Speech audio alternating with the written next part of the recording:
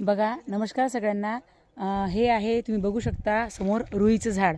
ही आहे जांभळी रुई. यात रुईचे प्रकार असतात. पांढरीसुद्धा रुई असते, जी आपण हनुमानजीला तिची फुलं वाहतो, पानं वाहतो आणि फळं. आता बघा, हे त्याचं फळ आहे. खूप जुनी आहे ही रुई आणि तुम्हाला दाखवायसाठीच मी प्रत्यक्ष असा एक व्हिडिओ तयार करते आहे की त्याचं बी कसं तयार होतं.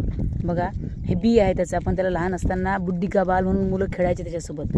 हे असं बी असताना हे इतरत्र असं पसरलं की त्याची रुईचे झाडं तयार होतात. आपल्याला वाटते बा रुईचं झाड जिकडे तिकडे कसं पसरतं, हे त्याचं बी आहे.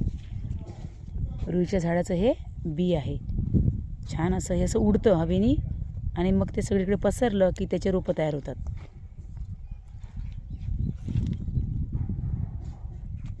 कुणी कुणी बघितलं आहे हे रुईचं छान असं बी, ते मला कमेंटमध्ये नक्की सांगा. त्याची रचना बघा किती छान आहे, खूप छान दिसते.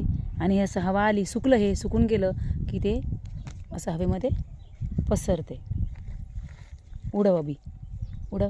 एक अशी एक घे आणि उडव.